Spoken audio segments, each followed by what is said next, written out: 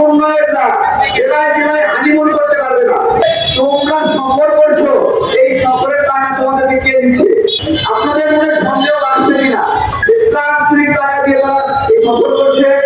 প্রাণ সংগ্রহের প্রাণ চুরি করে ওরা বাইরে গেছে। কি বিষয়? আমাদের মায়েরা বোনেরা কানের দুল খুলে দিয়েছিল, নাক ফুল খুলে দিয়েছিল, হাতের চুরি খুলে দিয়েছিল কানের জন্য। এই এই এই নাক ফুলগুলো, এই স্বর্ণালঙ্কারগুলো কোন জায়গায় বিক্রি করেছো? সেই বিক্রির রসিদগুলো দাও। যদি জেলায় জেলায় হানিমুন করে, এই হানিমুন ঢুকে দেওয়া হবে। দেখে এখানে এই সম্পদটা আমরা আপনাদেরকে বলছি, একটা চোখ লাগানো মানুষকে 5 লাখ টাকা দিচ্ছে, অথচ এরা সফর করার নামে 5 লাখ 10 লাখ টাকা খরচ করছে। তাহলে এই টাকাটা কই পাচ্ছে? খুলনায় আমাদের একজন ভাই, তাকে পিটায় আধমরা করছে খুলনা বিশ্ববিদ্যালয়ের ছাত্র। সে প্রশ্ন করেছে শুধু যে এই যে তোমরা সফর করছো, এই সফরের টাকা তোমাদেরকে কে দিচ্ছে? দেখেন, আপনাদের মনে সন্দেহ আসছে কিনা প্রাণ চুরির টাকা দিয়ে তারা এই সফর করছে? ওরা না বেঁচে গেছে, উত্তরবঙ্গ বন্যা হওয়াতে বেঁচে গেছে। ওদের কপাল খুবই ভালো। আন্দোলন সমাপ্ত করে ওদের কপাল ভালো যে আন্দোলন না কইরা আপনার সঙ্গে আপোষ করে বিপদের মালিক হয়ে গেছে। তেমনি নোয়াখালী, ফেনী, লক্ষ্মীপুরের প্রাণ সংগ্রহের প্রাণ চুরি করে ওরা বাইরে গেছে। কিভাবে বাইরে গেছে?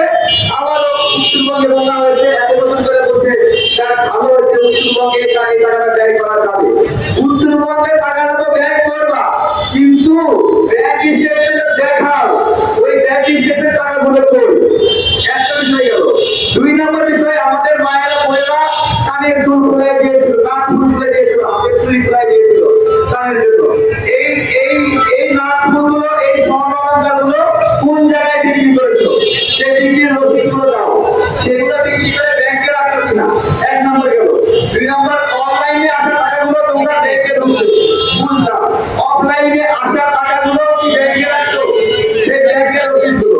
2 নম্বর মধ্যে যে কালেকশন ছিল, সেই কালেকশনের জন্য সমন্বিত যোগ করে টাকাগুলোর কালেকশন, এই সমস্ত বিষয়টা দিতে হবে। শুধুমাত্র বলবা সংখ্যা এত এটা আমরা বিশ্বাস করতে রাজি না। দ্বিতীয়ত হলো, এখন এই মুহূর্তে তোমাদের হাতে কি পরিমাণ প্রাণ আছে তোমরা যেগুলো বর্তন করনি, তার একটা হিসাব দিতে হবে। 3 নম্বর হলো যেটা বললাম, স্বর্ণের অলঙ্কারগুলো কোথায় বিক্রি করা হয়েছে সেই বিক্রির রসিদ আমরা ভাউচার দেখতে চাই। কারণ একটা মা যে আবেগ থেকে হাতের চুরি খুলে দিচ্ছে, ওই হাতের আবেগের চুরি তুমি কি দিয়ে সামলাবা? একটা ছোট বাচ্চা, স্কুলের বাচ্চা, ছোটটা ব্যাগ নিয়ে গেছে, ব্যাগটা নিয়ে গিয়ে তোমার হাতে 3 টাকা, সেটা তুমি কি দিয়ে করবে?